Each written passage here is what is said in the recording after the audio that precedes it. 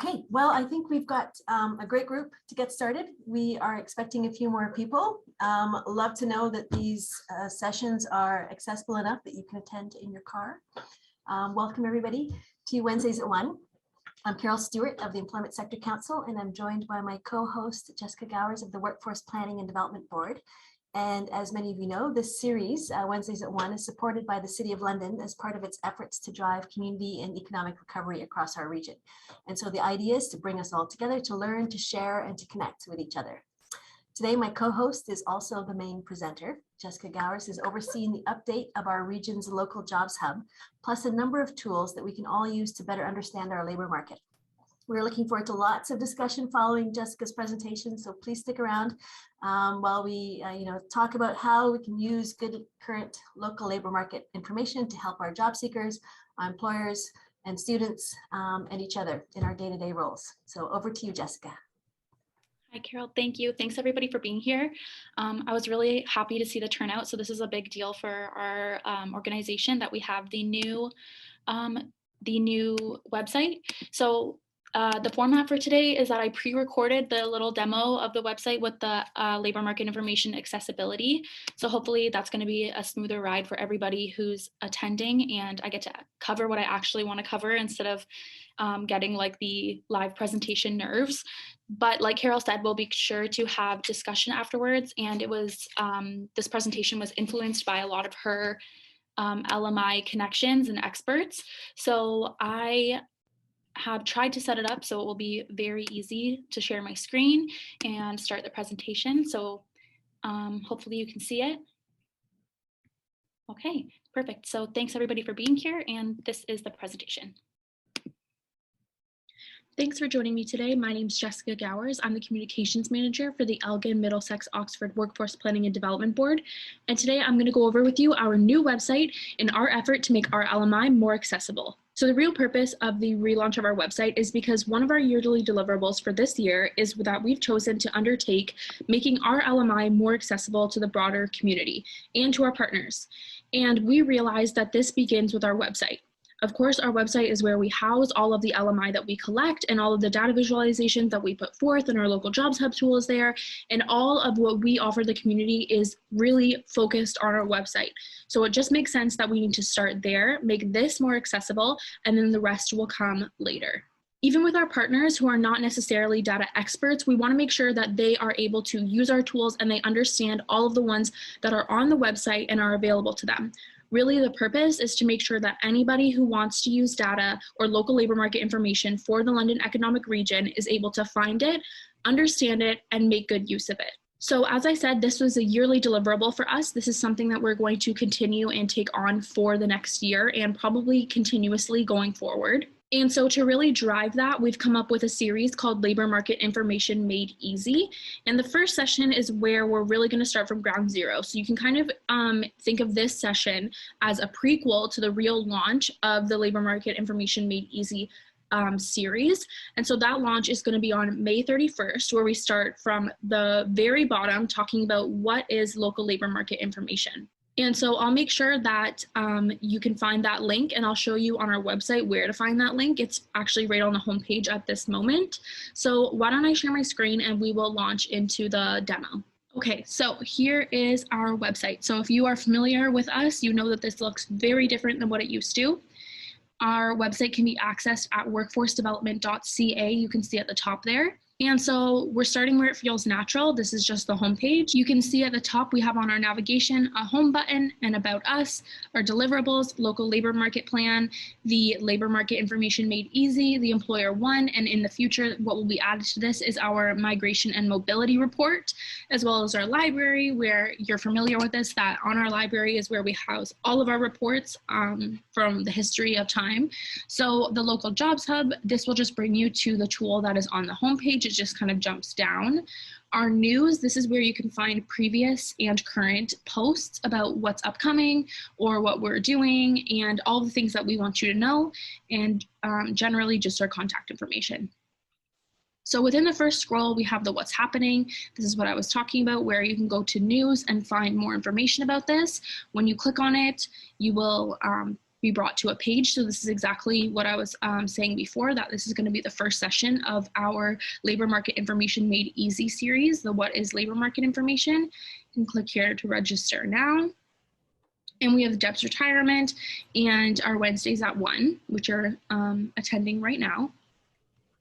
You have all the tools you need for the successful job search. So this is where we come into the local jobs hub. And so this, if you're familiar with our tools, you'll know that this is brand new. It's not necessarily innovative in the world of the internet, but for us, this is really exciting. So here you can just search whatever job you're interested in, and it will bring you automatically to our job board of those jobs. So if I type in mechanic, you can see that it will come right up, and you can see on our job board all of the job posts that would be before you have to access this tool and then type it in.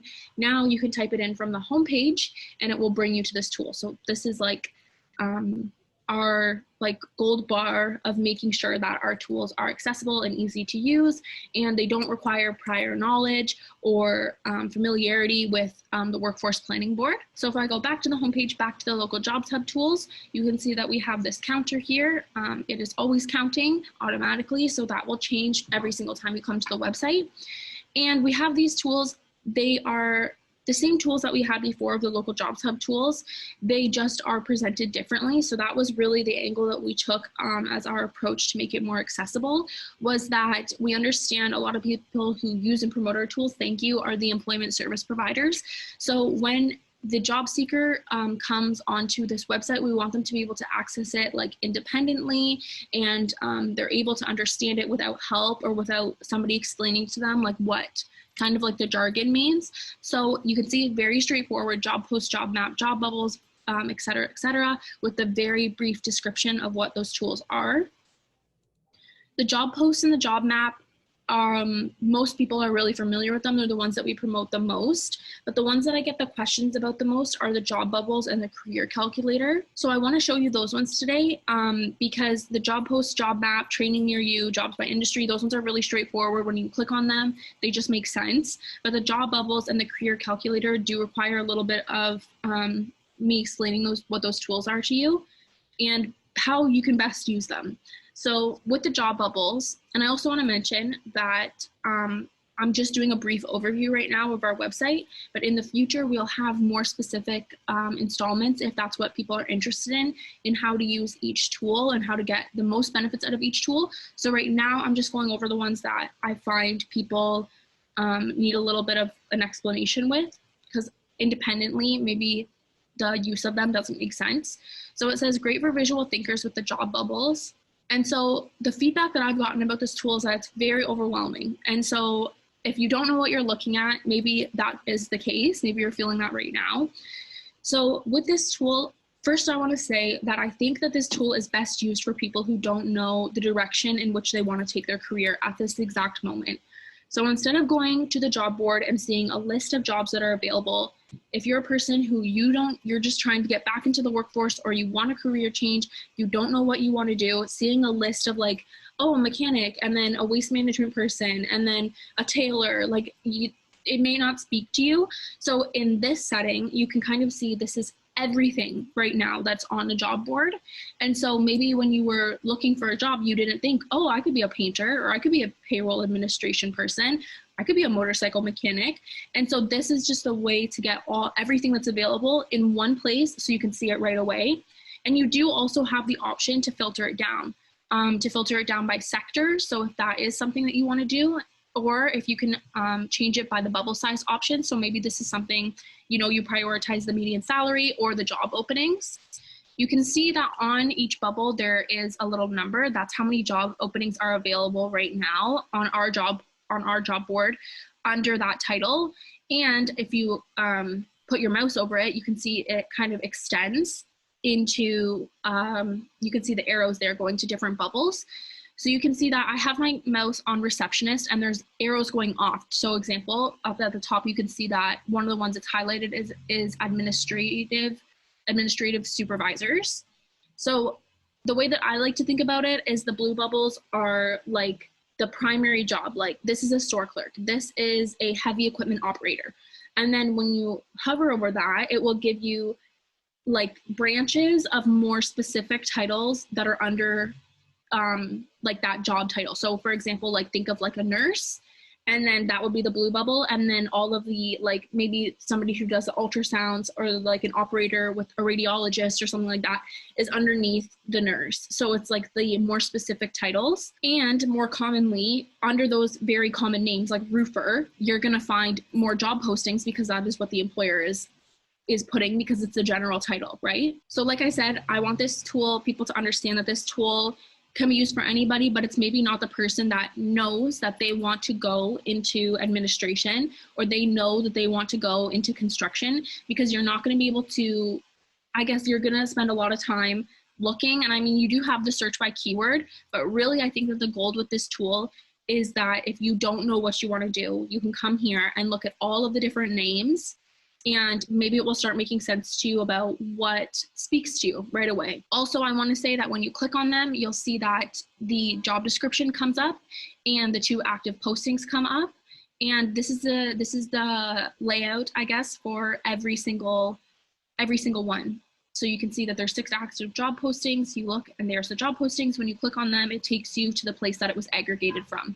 So that's how you use the job bubbles. The next tool that I said I wanted to go over was the career calculator. And so we could spend a lot of time working with the career calculator, but this is something that would be really good for people that are looking for like a real career change. So this is, the career calculator really works on a long-term scale. So you're going to insert your current or most recent occupation. And so just bear with me while I do this for you. So let's do an actor and comedian. We'll do the current age of 27, our retirement age 65, and our current yearly income, let's say it's 45,000. Then we have our target occupation. What would we like to do? Let's say again, a mechanic. So real career change there. Appliance service and repairs. So the inflation rate at this moment, I'm just going to trust, let's keep it at 1.9. The expected yearly income, it automatically fills it in as the one in the 25th percentile, but you can see that it automatically comes up with the lowest observed salary and the highest observed salary. So let's go with what it says, 48,000. And then we have our education. So to become a mechanic, let's say that we need $6,000 of education. So let's say our commitment is going to be full-time. And the duration, say we need a 2-year program to become that appliance service repair. And the living cost for that year, let's say, is $25,000. And our annual income during our education, because we're in full-time, so maybe let's say that we're working part-time. So let's say our annual income is $15,000. And let's say that we got a grant for $2,500. So then we calculate, and you can see that we will make $2,646 more in our career over our lifetime than if we stayed in the a comedian job. And we have like a breakdown here year for year. So over the 38 or 36 years that we'll be in the workforce, we will just exceed what we were going to be making before. We have a 0% return on our investment. So that's got to do with that money that we're putting into the education. And in 37 years, we'll get our payback. So say you're thinking, that sounds good, I want to do it. Then you can see the job posting activity on our job board of how many roles were in that, how many jobs we're posting for that role over the last 2 years at most. We currently have 0 active job postings for the appliance service repairs, but we can see here that the top hiring company in that sector was Phoenix Service Solutions. So that career calculator tool really can be used by anybody, and it's just to see, I guess, naturally, unless it's for happiness or something like that, if you're looking for a new job, you're hoping that that job is going to make you more prosperous in the future. And so this tool is really a way that you can see, will I stay on track, instead of doing the calculations on track for retirement, instead of doing the calculations yourself. So if we go back to the homepage, we now have the reports, the job search reports, the skill demand reports, and the job demand reports. So with the job demand report, this could be something that is used for job seekers. This is something where you can see on our local jobs hub which jobs were posted most frequently within the last month or however long you put the duration for. You have an interactive version or you can do a PDF version. So you can see that in March 2020, this is updated like every month for the month previous. So you can see that we had 17,600 posts on our job board that month. You can do some more filtering. And so you can see, okay, well, you know, I'm a student and school finishes in September. So I was thinking of going into healthcare, but I wonder if there's still going to be jobs in September 2022. You can see here that in September 2021, there were still 766 jobs on our job aggregate for healthcare, and that's pretty average. So you can see that it's actually a little bit on the rise over the last year of the trend. So in September, you can kind of devise, well, I think that there should be jobs there. So you can do it for all the different industries that we have available. And you can see that most jobs were looking for permanent on average. The experience level that they were looking for was 2 years, which is good news for the students out there. The job posting by skill type, this by skill level, the top hiring employers. So if you're looking for somewhere that you want to work, you can see, well, Western's always hiring. So this is really a tool that is useful for our job seekers. The job search report is more useful for the employer because it's seeing like what have people been searching for on our tool on the local jobs hub. So you can see like 400 people searched last month for a mechanic. This is what people like, the trend is that they tend to be interested in. The skill demand report is very similar to the job demand report. It's just based on skills. So you can see like in the last year, month, 2 months, whatever, this is the skills that employers were looking for most. The interactive census map, labor market info, talent map, sector map tool. So these are data primarily from StatsCan, and it is going to be, I think, from 2016 until now or very recently. And then you can see it, there is so much information in there, especially with the census, that you can break down by like thousands of filters. So this is great for seeing like areas in the London economic region that house a lot of people who are new to Canada within the last between 1990 and 1999, between 2000 and 2010. So you have so many breakdowns. You can see like the average income for that area. You can see if people are living usually in apartments or in houses. So this information is, again, not for the job seeker, but very useful to the people that are in the nonprofit or even the private sector. And our data visualizations, this is something, again, that we started last year that we've been working really hard on. So all of these data visualizations, you can see it's broken down by 8 topics, but all of these data visualizations are going to be the same format, which is on Tableau. So Tableau was chosen by us because it seems to be very interactive and easy to use for our users.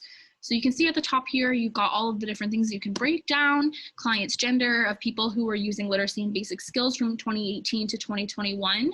You've got the breakdown here, and there is a bit of an explanation in case you don't want to interpret the data yourself. This is what the data analysts are saying about the information that's provided.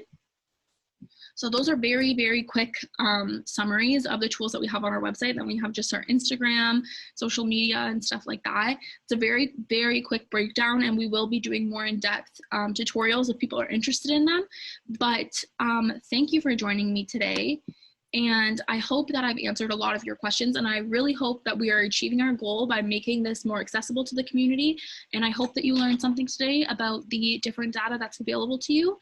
And we will stay in touch about the Labor Market Information Made Easy series.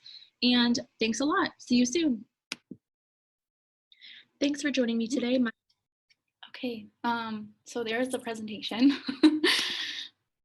Thank you everyone for watching. So Carol, you were thinking of having a discussion.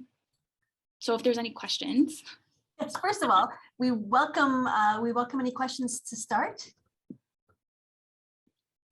I saw people talking in the chat, but because with the video playing, I was like, oh my gosh, if I go on my keyboard, it's gonna be like in the audio. So thank you for saying that it's more intuitive. I really appreciate that. That's something that we were working towards. And I know Manon got her answer about the blue bubbles.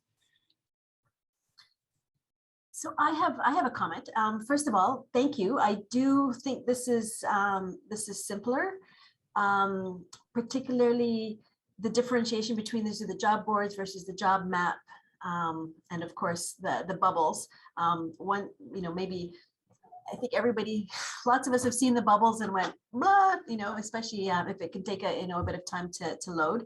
But I appreciate that they're for different purposes and perhaps for job seekers in different stages of their career or their career search. So I did want to put in one quick plug for the Employment Sector Council's Labor Market Information Training. So this is a much more sort of comprehensive, deeper dive into how employment professionals and guidance professionals can use labor market information when they're working with clients, whether they be students, job seekers, or employers, when they're making sort of good, informed decisions about employment. So I also want to give a shout out to the excellent facilitators of that program. We have a number of them here, and I asked them specifically to attend, perhaps to spark a bit of discussion about why it's important to use labor market information with our clients and in our day-to-day roles, and then perhaps to identify some of the tools that they find particularly useful, on your website and other places as well. So I'm looking at my trainers. If anybody has anything to sort of add or any ideas. I just was going to make the comment that it's great because it's a lot of data and it's a lot of information. So I think when it's coupled with the workshops, then people can actually follow a pathway as opposed to just finding all that data. The career calculator is interesting, and I'm not sure who designed it, but you'd have to do quite a bit of research ahead of time before you even dived into that, in terms of salary and school and how much it would cost and how long you would have to go to school, all those pieces, right, Jessica? I think you've probably thought of that when you put that together. Yeah. And so I guess I should mention that the tools are made by Justin Falconer. So he's with WeData, and they are on every, or at least most, workforce planning board websites. So this one is regional to us, Elgin, Middlesex, Oxford, but they have them for Wellington, Waterloo, Dufferin, Sarnia, Lambton, and all where the other workforce planning boards are. They really are on most of their websites. The career calculator is new. So that's something that I think that we've picked up like in the last year.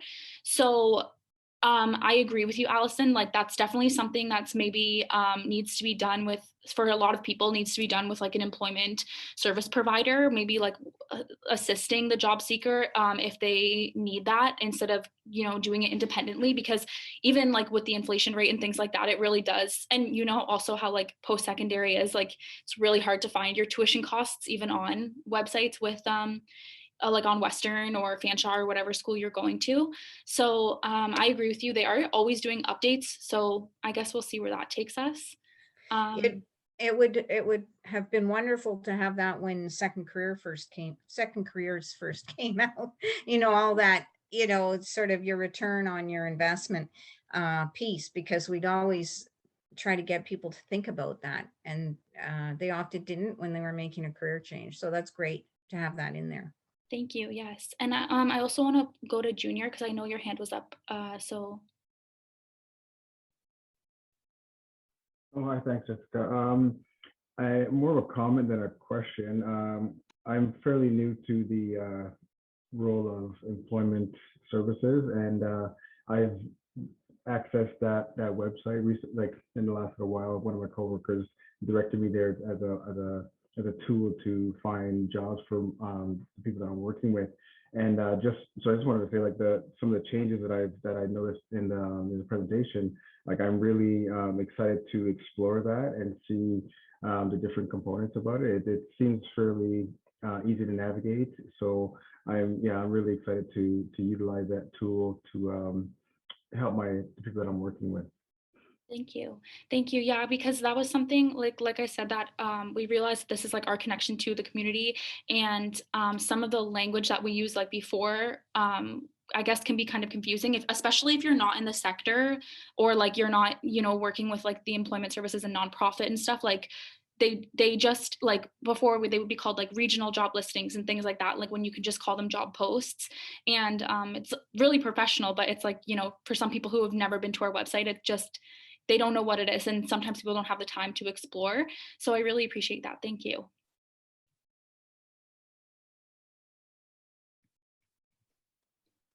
Manon? Yes, hi. Thank you for such a great presentation. It was excellent. It's just a comment. The bubbles. I've never seen this before, and I find it like quite the interesting tool, because if somebody wants to change career, it's actually a really nice way to present what's out there. So thank you for that.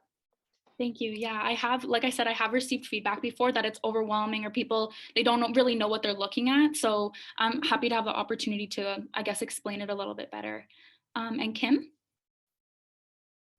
So yeah, I was going to say the same thing. The bubbles were interesting. At first, when I looked at them, I was like, wow, what a, you know, it is overwhelming. What a lot of information. But then when you explained it, I thought, oh, that's really interesting. I can see when we're doing LMI for visual learners or people who aren't really sure where they want to go, what a great tool that would be. So, but I do agree with Allison that it's something that I think would be enhanced by somebody, kind of like a guide from the side. So I'm glad that you're inviting people from the sector to be here to learn about that, because I can see if I was just going on to explore the site myself and I saw that, I might go, Yeah. What is this? And if I didn't understand but now that I know that, I think that is such a cool way of getting people to explore, especially with the blue ones being like, these are kind of, you know, high demand, or here's ones you might want to pay attention to, that really pop out. So I like that tool, but I think it also, maybe for people who are self-exploring, I don't know if there's some way to kind of do a little, like I think for the LMI workshops, it'll be great because we could talk to the employment counselors about how they would use that. But just for the person from the public, maybe, I'm just thinking out loud here. Anyway, I like it. I think it's a cool tool, and I like the look of the new website. We've used it a lot. We actually used it in our CAP training a few weeks ago as a go-to for people to kind of do their research. So I noticed it's changed significantly even since then, which isn't a long time. So good job. Thank you. And yes, no, I agree with you, because when you're looking at the tool, sometimes you are just, if you've never seen it before, you're like, what is this for? You know what I mean? So it does require a little bit of an explanation, but I'm glad again that we had a good turnout today. So I was able to get that information across. And Nancy? Okay, I'm just going to put my hand down here as well. I know one thing with the labor market training that we do talk about is there is actually a link that's kind of hidden in the background that someone, I think from Fanshawe, showed to me. And it's, if you click on the job board in the all tools section, there's a career library, and there's a really cool resource in there that breaks down knock codes by kind of the matrix and the occupation. And that's something that I think would be really helpful to have in the forefront, or maybe have a library that links to that, because what's really cool there is we're looking at starting some supply chain training, and we were able to actually break down the knock codes from first digit, second digit, third digit, fourth digit, and then show the training and the education required, as well as the occupation titles. And and then it had the jobs and the job titles and the job descriptions and the possible employers. And it was just a really elegant tool that's kind of hidden a little bit behind the scenes. So the career library is a really interesting tool as well. Thank you. And I'll talk to our web developer about that, because if I can get it to be more front and center, I think that is a good idea, because the NOCs and the NAICS codes, you know, if you've never heard of them before, like before I started this job, I wasn't sure about them. But like you said, like, and they're adding to them, like with the big changes, like with the changing of the numbers and stuff. So it's something that maybe job seekers like should be aware of, you know, going forward, even with just the descriptions, to kind of start to understand what they look like in the back end. Mm-hmm. So thank you. Thank you. Adnan? Hello, everyone. And that was a really great tool that you showed us out there. So I got two questions actually. The first one is, like, once I start using that website, is there like a feedback where we can report some, let's say, questions or bugs on how to, like, if we face any problems with the website? That's my first question. Second question, it comes to the calculation that you did. You mentioned the inflation rates and all these numbers. Now, my question is, how accurate are these ones, and how often do they have to be modified? Okay, so for the first question, I think that we have there's a little feedback button. It says on the side, like it will say like, how can we help you? And I think that that goes directly to our general email. So if you, to save the time of like going and typing in like our general email, which is info@workforcedevelopment.ca, if you interact with that little tool, it will, I think, send your request directly to us, or on the contact us page, there's like a little form. And our administration assistant looks at that all the time. So that will get right back to us. The other thing is, to answer your question about the career calculator, is that Emilian can correct me if I'm wrong because he works more closely with Justin, but I think that that's updated like quite often. At least I know that the back end of the jobs that are available are. So at the bottom half where it will say like the jobs that are currently on our website and stuff, I know that that would be frequently updated. As for where it pulls the like median wage information and things like that, maybe Emilian, can you help me with where that gets pulled from? Yes, I think the averages, the wages for different occupations are pulled directly from the job descriptions of the job postings that are captured in the tool.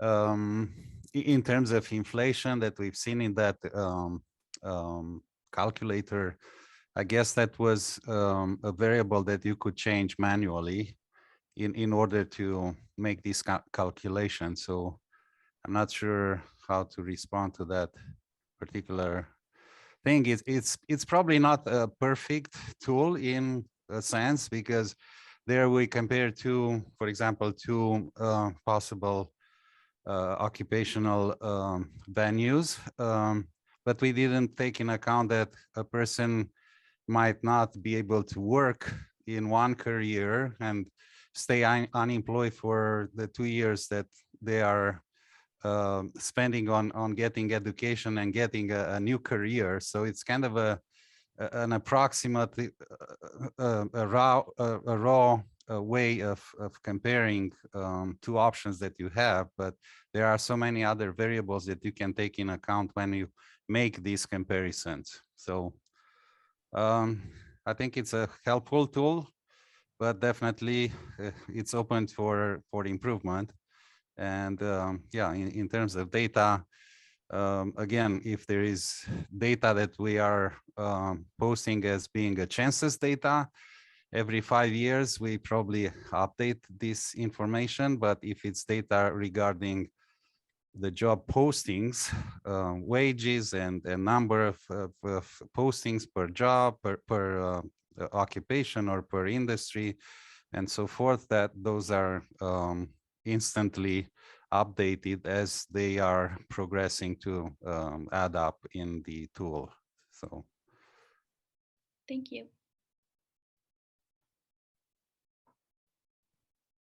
Carol? Yes, so while I have so many career development practitioners in one place, to what degree, in your sort of experience, even if it's more recently, are job seekers doing sort of labor market information research independently on their own? And, are there particular strategies that you use to encourage them to do some of this, on their own independently? So I think that the search demand report that you have seen on the website is speaking somewhat to this this question. So if you have the chance to look into that, you'll see how many people by each gender, for example, search by age groups, searched the website in the past month, even by occupations, I think, if I'm not wrong. But obviously, this is a voluntary disclosure of, so when you first use the tool, you'll get a pop-up window in which you are asked what is your gender, what age group you are, and so forth. So it's a voluntary disclosure in the sense that if you want to disclose this information, which is very general, that is very helpful for us as the tools developers, but it's not necessarily useful for the person that is searching. But yeah, partially people are voluntarily open to offer that information, and based on that we can kind of make an analysis of who's searching our website and what kind of things they are searching. And obviously, besides that, we are having the web analytics that allows us to go and look into what particular pages have been most likely clicked, and other such sort of information that yeah, can tell us if how the site is behaving in regard to the searches that are going on. There's a great, thank you, Amelia. There's a great question from Lisa. And I don't think this is the case currently, because I know when I go into the site, it says, are you female, male, et cetera, et cetera. Is there a way to differentiate between whether the user is a job seeker or somebody in a professional service role? It's funny that you asked that, because it was something that we had talked about at the beginning of the fiscal year earlier in the month, if we could maybe include that somewhere. And we had talked to our web developer about it, and it was a little bit like out of our budget at this moment, but it was something that we were talking about including in the future. If we can add, like, I guess similarly, like a poll or a question or something like that, where we can determine if it's a job seeker or a practitioner, because that does change the data, like at the end, of course, like when we see how many people use the site, like it can't be with certainty concluded that they're all job seekers or anything like that. But yeah, no, that's a great question. And I want to go to Nancy. Thanks. I was just going to say, Carol, with your question around people accessing labor market information, I think people have successfully worked, they've successfully been in school, and very rarely, or we don't always find ourselves at a point where we have to gather labor market information. So I think that often they're looking for structure, they're looking for resources that are relevant for them, that are going to help them make the same kind of quality decisions that they would have made in work, in life, anywhere else. So I think having a site like this that can be a landing point where it's possible to have them do their own research with guidance, I think is super helpful. And, whether they're assessing their own personal needs or assessing what's going on within the labor market in their areas of interest, I think part of our role is to familiarize them with something that they probably haven't done or haven't done in the last while. So if that helps. It does. And I think there's two taglines that I've taken from this session. The first from, I think it was Kim, who said, so we're acting as a guide from the side. And then the research with guidance piece, I think, are two sort of beautiful ways of summing up how, career professionals and employment professionals, the important role that they play in helping to both connect people to labor market information, but also the deciphering and the interpretation and then the application of it. Thank you, Carol. And Manon? Yes, it was just in answering as well, Carol, your question as to what we used to, like we did with clients to look at labor market information. I can speak for myself. When I was doing working with clients one-on-one, is basically what I would do is I would use a lot of the Government of Canada website. That's one of the resources I would use most. I would also encourage clients to call employers directly, look at papers, look at job banks, look at like different ways to go about in getting information. So I would get them to do those type of research. Great, thank you. And if there are no other comments or questions, I'll give it a second. Or while you're thinking, I guess, as always with Wednesdays at 1, we have a poll at the end to assess your satisfaction. So I'll launch that poll, and you can either, I guess, like take it as an exit poll or as a moment to think about any other comments or questions.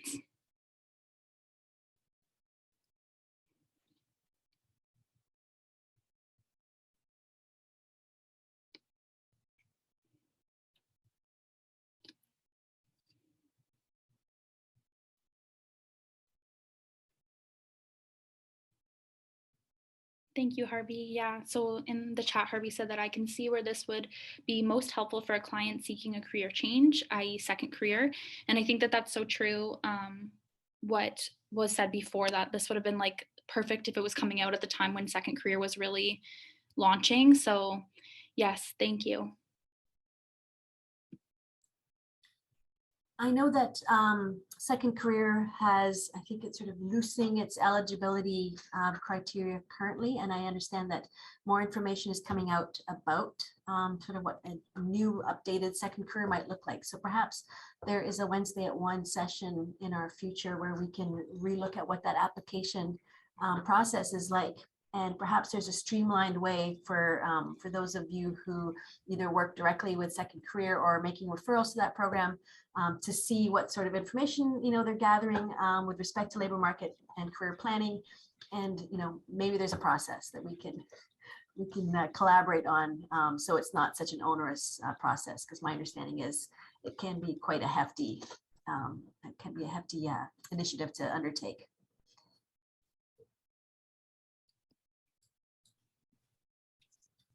Okay.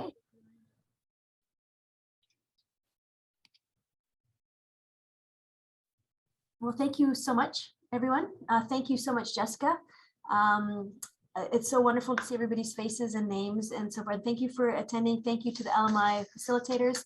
I love the fact that LMI is sort of at the forefront of much of what we're doing right now, whether it be through Wednesdays at 1, through the LMI Made Easy series, which will be sort of bite-sized bits of information about the new tools and so forth. And then, of course,